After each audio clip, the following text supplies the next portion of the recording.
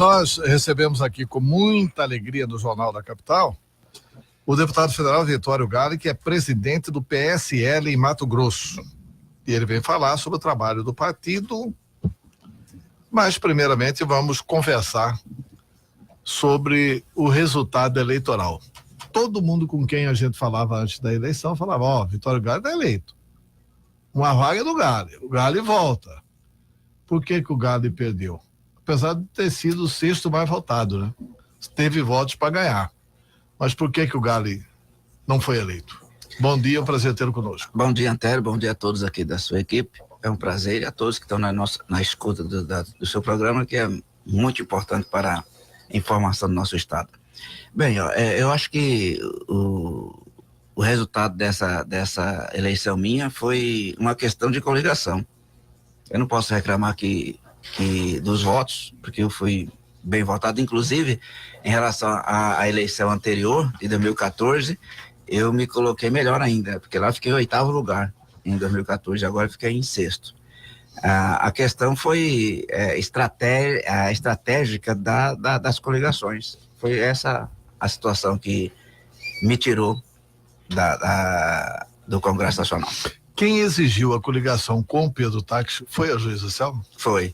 Foi a juíza que escolheu Pedro Táxi para a coligação.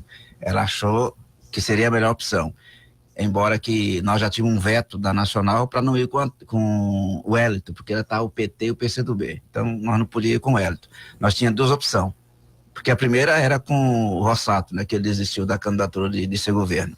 Então nós ficamos com duas opções, ou o Mauro ou o Pedro. A minha posição era andar com o Mauro, mas lá com o Mauro não tinha vaga para Senado. O Mauro já tinha acertado, articulado com o Jaime e com o Fávaro.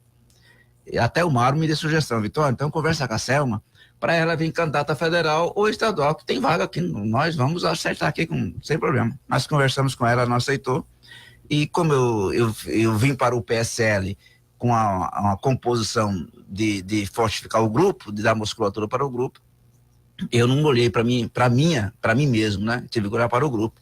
Então, eu até conversei com a Selma, falei, Selma, já que você então acha melhor com o Pedro, então você encabeça essa situação, como você é da majoritária, então encabeça e nós vamos estar juntos, sem problema nenhum, vamos embora. Então foi isso que aconteceu. Agora, deputado, a sensação que a gente teve ao longo da campanha eleitoral e depois disso também, é que o PSL internamente em Mato Grosso está um pouco rachado, quer dizer, há um grupo com a senadora Selma, um outro com o senhor liderando mais fortemente, claro, porque o senhor é presidente do partido, ficou um resquício aí desse desentendimento, porque a Selma tirou o senhor de uma candidatura de reeleição praticamente garantida por conta dessa aliança mal feita, para romper imediatamente com o governador no início da campanha. Ela fez o partido ir para o Pedro Táxi. Foi e rompeu. Dias depois ela liderou para romper com o Pedro Táxi. Né? E o senhor ficou firme na aliança, porque não tinha outro caminho, o caminho certo. Enfim, ela acabou sendo eleita, o senhor não. Não, mas nessa situação do partido estar com um grupo lá e para cá, todo partido tem isso, né? Todo partido, o partido já começa, é a parte, né? Cada um tem a sua parte, não é? Então, o partido não está dividido, não está rachado nesse sentido. A Selma tem a sua liderança, o Nelson Barbudo tem a sua liderança, eu tenho as minhas. Então, cada um tem o seu posicionamento dentro do partido e isso é respeitado, não tem problema nenhum. Não tem crise no PSL, Não tenho nada contra a Selma, não tenho nada contra o Nelson Barbudo. Estamos trabalhando unido para que o PSL possa, daqui para frente, ter musculatura no estado e vamos trabalhar os municípios, o partido. A sigla no estado, ela é pequena em organização, nós temos, acho que é só 13 ou 14, parece que é 11 municípios que está organizado, nós vamos ter que organizar em todos os municípios e já preparar daqui para frente as eleições municipais, vereadores e prefeitos. O senhor vai fazer esse encaminhamento aí como presidente do partido? Sim, já estamos encaminhando, já conversei com o Até quando vai ser o mandato? No partido? No partido é provisório, né? É provisória. Tá. É provisória. Então eu já conversei com o Bivar, que é o presidente nacional do partido, e ele já me passou as coordenadas para executar aqui em Mato Grosso, e nós vamos trabalhar isso, para que daqui para frente a gente organizar o partido no estado e vamos eleger o máximo de números para vereador e prefeito, se Deus quiser. Tá, e por falar em prefeito, Vitório Galo vem com o prefeito de Cuiabá? A proposta é essa. A proposta é a gente sair candidato à prefeitura de Cuiabá em 2020, se Deus quiser. Então isso tá... É o mais natural, né? É o caminho O natural. partido está crescendo, está se formando, e quem não disputa a eleição não faz partido. Né? Time que não entra em campo não tem torcida. Não tem torcida, Tem exatamente. torcida. E a racha é com o Rossato? Porque o Rossato fez críticas ao senhor pela desistência da candidatura dele, falou que praticamente vocês fizeram uma negociata lá com o Pedro Táxi. Bom, não é isso que aconteceu, né? Quem fez todo o trabalho que nós fizemos com o Pedro Táxi foi a Selma. Então, essa fatura não é minha. Então, o Rossato está devidamente enganado nesse sentido. Agora, ele ficou, depois, fez até algumas ranhuras comigo, porque ele apoiou o que a Selma fez com a coligação, né? Ela desistiu da coligação e se posicionou independente. E eu não pude fazer isso, porque ia prejudicar todos os candidatos, né? A nossa chapa de federal e a chapa de estadual. Então, eu tive que manter firme na coligação para dar resultado, e que de fato deu, né? Nós elegemos 2 estaduais, um do Nortão e um do Sul, que é o vice-prefeito de Lucas e o delegado Claudinei de Rondonópolis. E elegemos o deputado federal e a senadora também. Então, o partido ficou, nesse sentido, muito estruturado no estado e ficou forte, por causa da postura que eu tive. Se eu tivesse também debandado, seria muito mais difícil para eleger, principalmente os 2 estaduais. Mas assim, Pedro Táxi prejudicou na campanha? Puxou para baixo? Claro que puxou. Claro, não foi só nós, não, foi todos que estavam com ele. Dado a questão que da sua gestão no estado, né? Principalmente na saúde. O governo dele era mal avaliado no interior? Claro. Onde nós íamos, até a tecnologia de entregação de falando, você eu voto, mas no governador já tem. Então sempre acontecia isso. E a gente ia controlando, né, a situação para não ficar pior. Foi difícil. A nossa coligação foi difícil. E vocês não chegaram em determinado momento a explicar isso para o governador? Falar, governador, tá... Conversamos várias vezes, tanto com o governador, com o coordenador da coordenação dele e tudo, mas estava delineado, né? Mato Grosso queria uma mudança e o nome de Mauro, desde o início da largada, Mauro sempre ficou na frente. Com relação a essa administração de Bolsonaro presidente, eleito presidente, eu me lembro que foi o senhor quem nos possibilitou aqui entrevistar o Bolsonaro, ele veio aqui na rádio, deu uma entrevista aqui, sentado na cadeira onde o senhor está. E as primeiras atitudes do Bolsonaro, como que o senhor tem visto? Eu tenho visto e parabenizado as suas decisões. Para mim, ele está devidamente correto e tem que ser feito o que ele está fazendo. Porque o Brasil precisa de um choque de gestão. O Brasil precisa de mudança. Então, se ele ganhar a presidência da República e continuar agindo das mesmas formas como os outros estão fazendo, então não vai ter mudança. Então, o brasileiro quer mudança na gestão, na presidência da República, e ele está fazendo certo. E aquele número de militares que ele está colocando dentro do governo? É bom isso. É bom. Uai, se você olhar para o governo militar, foi a época que o Brasil mais cresceu. Não foi?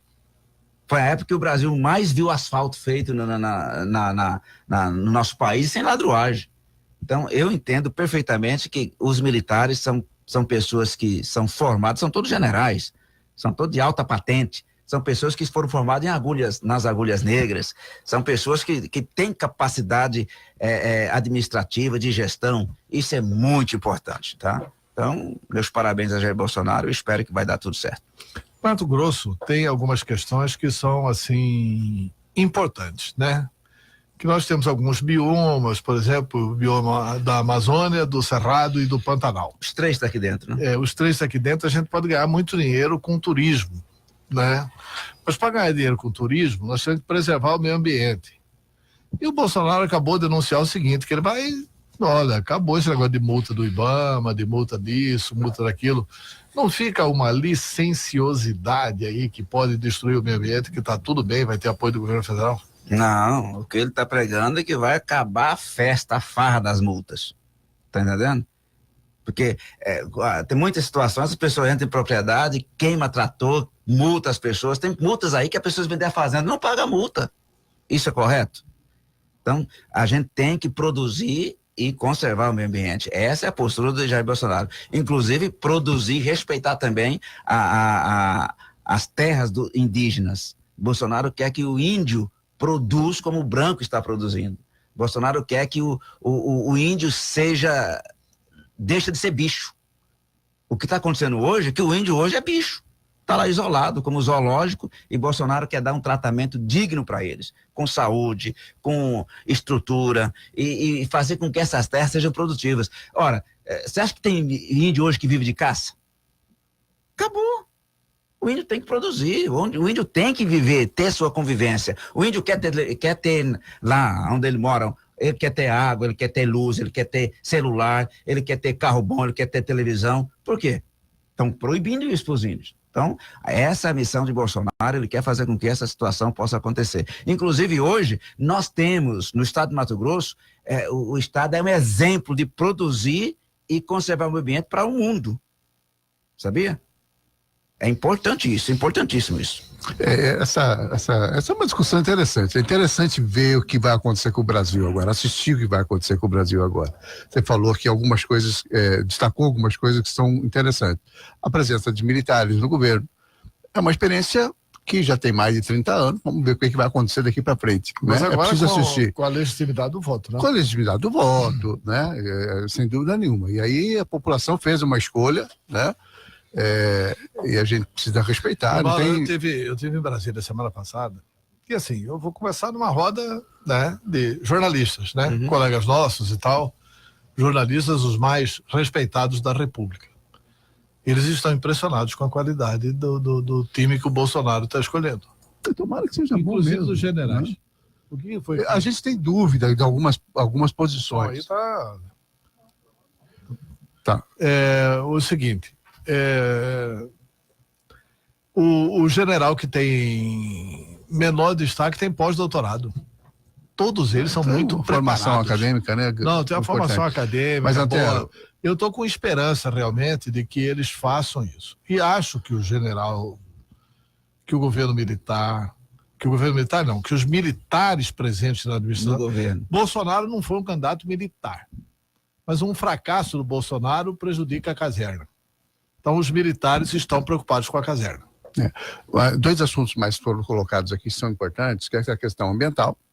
É óbvio que existe uma legislação, não é o presidente, e não é o Bolsonaro, e qualquer outro presidente que muda a legislação ambiental assim. Né? Tem um Congresso, ele é deputado, tem uma legislação para ser cumprida, não é que não vai ter mais multa, vai ter multa sim.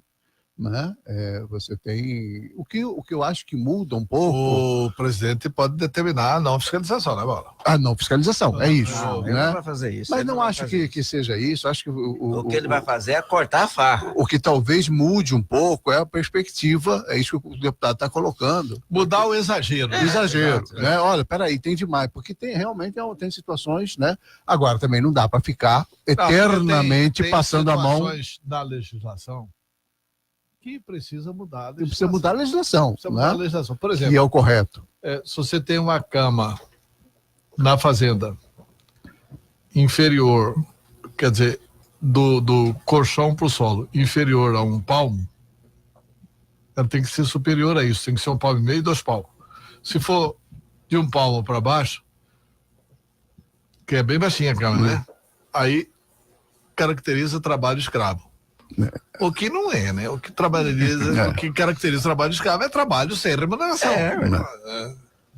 É você trabalhar. Agora, essas distorções precisam ser. Eu acho assim, as pessoas têm que se adequar à legislação, deputado. Eu acho assim, no Brasil a gente precisa respeitar a lei. Você respeitou a lei, você resolve quase tudo, né? Então, assim, tem esses exageros, essas distorções aí de transformar uma irregularidadezinha mínima numa coisa muito pesada. Mas né? Tem uma outra preocupação ventilada aí para alguns setores, gostaria de conhecer a opinião do deputado, sobre a questão do Ministério da Educação. Porque o Bolsonaro falou, olha, eu não quero ideologia no Ministério da Educação, mas não quer a ideologia dos outros, quer a dele. Aí coloca lá um ministro da Educação para cumprir uma determinada ideologia. Isso aí tá certo? Não, o Bolsonaro não vai aplicar a ideologia dele, não. Ele quer corrigir os erros que o governo de esquerda fez na nossa educação. Tá entendendo? Por exemplo. Um dos exemplos é colocar nas escolas a questão sexual das crianças. Querer mudar. O melhor professor para educação sexual tem nome e sobrenome, é papai e mamãe. Professor tem que estar lá, aí entra aquela questão da escola sem partido, né? Que eu sou a favor, Bolsonaro é a favor. Da escola sem partido. Claro. Explica aí, o que é a escola sem partido? O professor, para resumir na questão da escola sem partido, o professor não tem a livre expressão em sala de aula. O professor, ele tem o direito de ensinar, de falar sobre a pauta da matéria que ele está ensinando. Daquilo que foi acordado no início do ano. Eu sou professor, a gente tem que fazer o planejamento das aulas. Tá entendendo? Então, ele é pago para cumprir o seu planejamento de aula. Ele não pode usar o tempo da aula, 45 minutos, 50 minutos, para colocar lá ideias que ele acha de partido. Eu sou professor e não posso levar as ideias minhas de política para a sala de aula. Se eu quiser falar com meus professores sobre política, marco uma reunião fora da sala de aula. Mas sala de aula é sagrado, tem que cumprir o planejamento. Então é essa a situação. Essa é uma discussão... é sagrada a cátedra do professor, a liberdade de cátedra também é sagrada, né? Do professor poder. Por exemplo, como é que você não tem como, para formar bem o cidadão, não explicar para o cidadão os diversos... Mas ele fica neutro. Peraí, mas os diversos regimes do mundo. Quer dizer, você não pode explicar para o cidadão o que é socialismo? Você pode explicar para o cidadão como é que é o regime cubano, mas você pode explicar também como é que era com Fulgêncio Batista, quando Fidel Castro assumiu. Senta, mas dentro da disciplina. Como é que você vai falar uma situação dessa numa matéria de matemática? De português, você vai entrar com esses assuntos? E que história é essa que o aluno pode filmar a minha aula? Por quê? Eu vou falar coisa errada? Eu vou falar besteira? Para mim, eu como professor, eu queria que todas as minhas aulas fossem filmadas e colocadas na mídia, que isso me promove. Agora, o cara não quer deixar, por quê? Porque esses professores, infelizmente, têm essas suas ideologias para colocar e sair de lá. Eles não estão formando cidadão como profissional para o povo brasileiro. Estão querendo formar robô. O aluno sai de lá como robô. O que o professor falou, é isso. Não é assim que funciona. Eu defendo a tese de que o professor tem que ensinar, não só dar ao aluno conhecimento, como ensinar a pensar também. Mas eu acho também que não tem que impor ideologia nenhuma. Claro, né? Tem que ser livre. Nenhuma nem outra. Nenhuma nem outra, né? O problema todo, deputado, é que assim, como é uma situação muito nova para o Brasil ainda, mas tem que debater as ideologias. Mas tem que debater, tem que ter esse debate. Das pautas. E aí cada um se manifesta como quiser. Você pode discutir isso aí é a mesma coisa que a religião. Isso é a mesma coisa que religião, deputado. Você não pode impor na escola uma religião. Claro. O Brasil é um estado laico. Cada um segue a religião Esse que assunto achar que que discutindo deve. aqui, o professor pode se abrir com o aluno, é numa disciplina de sociologia. Numa disciplina de filosofia, aí tudo bem. Aí você pode, então, e se colocar na opção de neutro. Pera aí, gente, eu vou falar isso, vocês acham que é melhor para vocês, mas funciona dessa forma, funciona dessa situação, mas dentro das pautas que a matéria agrega à discussão. Eu, como professor de matemática, eu vou discutir política com professor de matemática? Tem jeito. O senhor dá aula de quê? De filosofia. Filosofia. Então nessa você discute lá. Claro, podemos discutir, mas sempre posicionando, respeitando a posição das pessoas. E eu me colocando na posição de neutro. Uhum. Mauro Camargo. Se é possível. Não, eu queria só retomar essa questão assim, que eu estou colocando, que é muito nova essa situação. O Brasil vem de um processo, depois da ditadura, longo, de 30 e tantos anos, 40 anos. Eu até tive a oportunidade de registrar aqui, já no microfone. Eu assisti um debate e fiquei muito impressionado com o debate que foi feito no programa Ponto a Ponto da Band News. E fiquei a favor da tese levantada pelo sociólogo Antônio Lavareda, que é fantástico. Ele é uma pessoa de pesquisa, uma pessoa genial. Ele, a jornalista e 2 reitores da USP. O reitor geral e um outro reitor lá administrativo, sei lá, 2 da USP. Portanto, universidade pública. Ele levantou a seguinte tese: por que ter eleição para reitor? Aí, porque essa é uma jabuticaba nossa, né? Eleição de diretor. Mas tá errado isso mesmo. Eleição de diretor de escola, eleição de reitor é uma jabuticaba brasileira. Não tem lugar nenhum do mundo. E ele pediu, então vocês citem aí para mim uma universidade que deu certo no mundo, na Inglaterra, na França, na Bélgica, na Holanda, na Espanha, nos Estados Unidos, enfim, em qualquer lugar do mundo, onde tem a eleição de reitor. Ninguém é capaz de citar. Porque não tem. Eu só concordo com a eleição para reitor, Antero, se o Estado todo votar nele. Porque as decisões de uma universidade atingem o Estado todo. Não. A eleição, Entendeu? a tese dele é que a eleição cria. Mas ele fala qual que é a alternativa? É indicação política? Indicação. Ele fala que a alternativa é a indicação de acordo com o programa de educação que você vai aplicar. Por exemplo, Gabriel Nunes Neves foi um grande reitor da universidade, não foi eleito.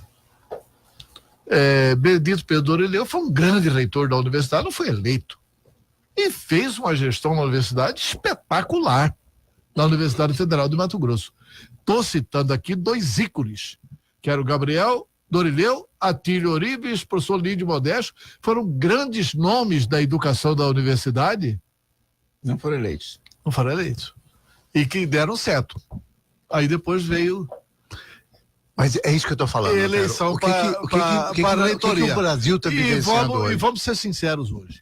O que o Brasil está vivenciando hoje é uma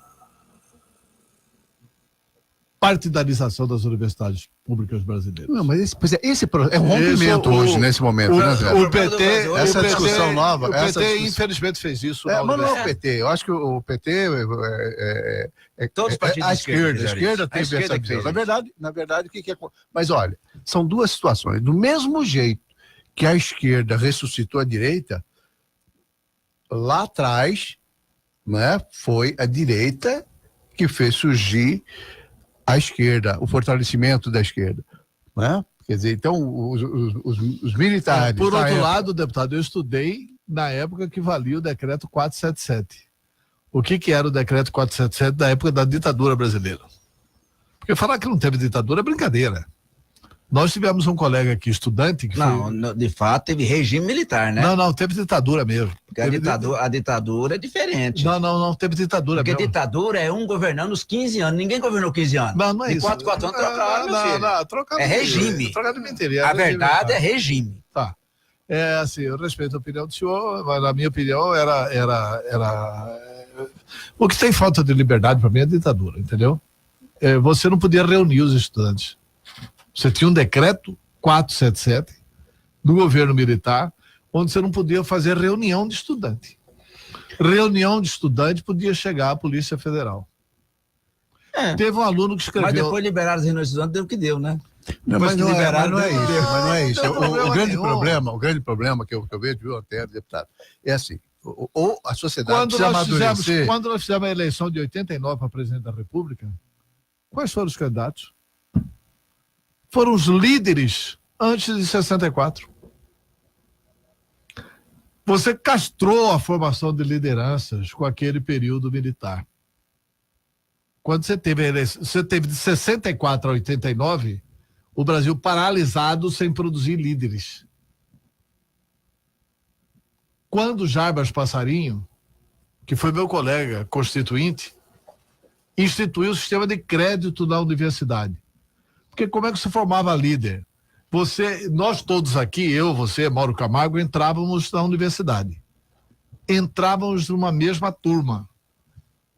E aí, você tinha 40 na turma, tinha as pessoas que se destacavam, que começavam a liderar o processo. O que fez o governo militar? Estabeleceu o sistema de crédito.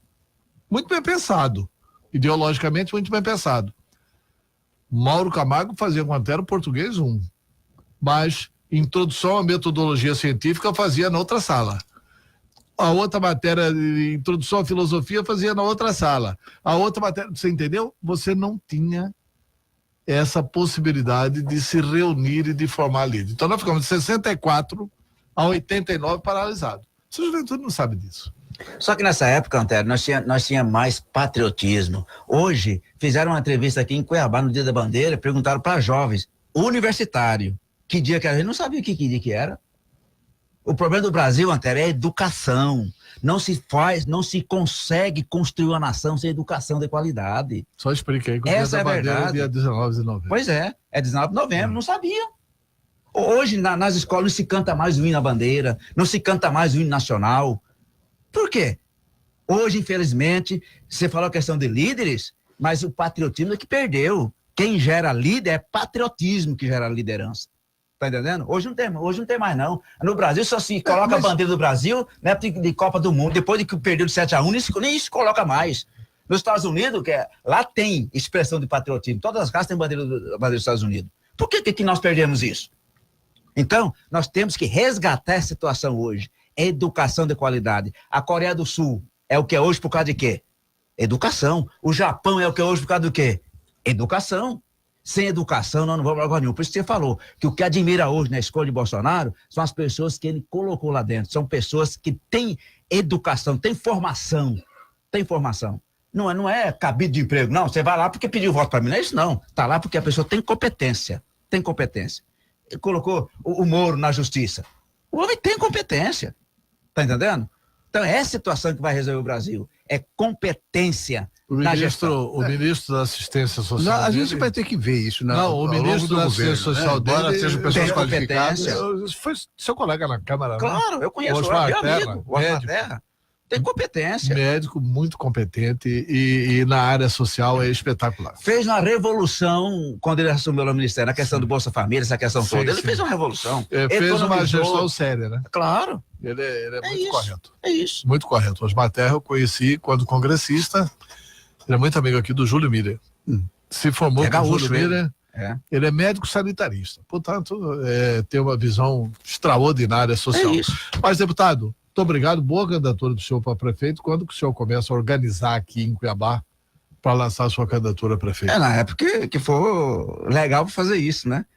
E vamos divulgando mas já vai formando o partido. Claro, vamos trabalhar o partido para isso, a liderança está nessa expectativa, e a gente vai fazer com que a gente possa fazer um bom trabalho e eu já tenho a benção. Vai depender muito de Bolsonaro, Eu já tenho a benção do capitão, eu já falei, Vitória, precisamos de mesmo lá, em todas as capitais nós vamos ter que ter um prefeito nosso, e nós vamos trabalhar para isso, para que Deus possa nos abençoar. Acima de tudo, pedir a Deus primeiro saúde, né? Porque a gente não sabe se até lá vai estar vivo, né?